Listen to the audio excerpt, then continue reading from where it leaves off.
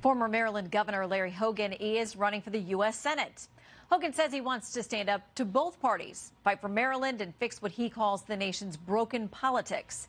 Tonight, my colleague Bret Baier provides insight into the candidates and issues that will impact the majority in the Senate. As Election Day approaches, he'll dive deeper into closely contested races as part of Special Report's Senate Roadmap series. Thanks, Shannon. As the frenzy surrounding the presidential race grows, several critical election contests loom in the United States Senate. Democrats hold a fragile 51-49 majority, but Republicans believe they have a great opportunity, a big opportunity, especially this year, to retake power. Tonight, we take a look at the battle for the U.S. Senate and some key races with massive implications for control of the chamber. We'll elect Democrats up and down the ticket. This is the moment with this map where we've got to take back the United States Senate. Less than 9 months from Election Day, Republicans are betting on a standout map to carry them across the finish line. There's no room for error for Democrats. They have to pitch a perfect game. They cannot lose any other incumbents, even if they do win the presidency. Democrats must defend 23 of the 34 open Senate seats in November, 8 of which are seen as competitive. Republicans need to flip just 2 seats to take control without winning the White House. If Democrats take the White House, what does that mean for those down-ballot elections for the Senate seats? As it puts in play that vice president deciding vote, that if you have a 50-50 split Senate, that's the deciding vote. Democrats hold seats in 3 states that former President Trump won in 2020, and 5 states Biden won by less than 3 points. Arizona, Nevada, Michigan, Wisconsin, and Pennsylvania. With West Virginia Senator Joe Manchin retiring, Republicans feel confident that his seat is a prime pickup opportunity. This nation needs us as Republicans to win. In Montana, Democratic Senator Jon Tester is seeking a 4th term, though former President Trump won that state handily in 2020. In a state that last time went 16 points for Trump, that is just a huge margin for someone like Tester to overcome. The man in charge of the Senate GOP re-election effort sees the other seat in his state as ripe for the taking. It was a narrow victory for Jon Tester back in 2018, just 18,000 votes. He won re-election. He's never had to face Trump on the ballot, which will happen in this election. Senate Republican leadership is backing Navy SEAL and businessman Tim Sheehy. Whether it was in war or business, I see problems and solve them.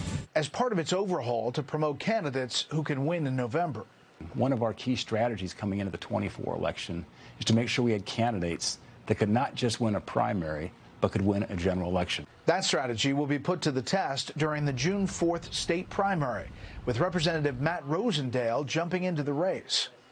This is the people across Montana opposing the NRSC. They do not want Mitch McConnell and the NRSC selecting the next senator from the state of Montana. He ran against Tester in 2018, lost. He has, of course, sort of drawn the ire of the establishment with everything he did during ousting Speaker McCarthy. Rosendale received former President Trump's endorsement in 2018. Very, very important that we elect Matt. But lost to Tester by just 3 points. I think the primaries are going to be a really interesting time for us to see where we get more MAGA-backed Republicans versus your more traditional Republicans. Of the 10 highly competitive 2022 Senate races, only 4 Trump-endorsed candidates emerged victorious. Is candidate quality this time a concern for you? So I've always said the most important day in election is filing day, not election day. And we want conservative candidates that can appeal to a broader spectrum. Think Ronald Reagan. In Ohio, a crowded Republican field aims to beat incumbent Democrat Senator Sherrod Brown. Republican leaders in the Senate haven't backed a candidate there yet. I mean, you've got 3 candidates. You've got the state senator Mike Dolan, Secretary of State Frank LaRose, and businessman Bernie Moreno. I believe Moreno has been endorsed by former President Trump. You don't weigh in on that? We think all 3 of them could win. On the other hand, we were working to dissuade a couple other candidates that were thinking about getting into Ohio that we saw did not get in the race.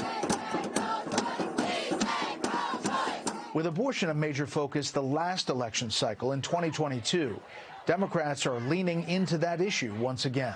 Since Roe was overturned, tens of millions of Americans in red states and blue marched to the polls in defense of fundamental freedoms.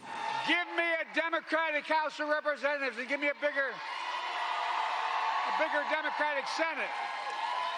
And we will pass a new law restoring the protections of Roe v. Wade. I mean, they're going to hit it every stop, Senator. So how do Republicans figure out the messaging there? It's important for us to get out and say that. You can't run away from the issue. You got to look at the cameras again and say, this is where I stand, and not be afraid to litigate this issue in a way here that the independent voters, some of our pro-choice women voters in suburban areas will say, you know, that's a reasonable position, and I can support that. Who is going to show up? What kind of reaction are we getting based on a lot of the abortion laws that are happening in that state? And then states like Ohio, that's going to be a factor in the election. How the U.S. Senate chamber looks depends on what the candidates look like come general election, and a lot can happen between now and November. Shannon, we'll send it back to you. Right, you are. Bret, thank you. Up next, the panel on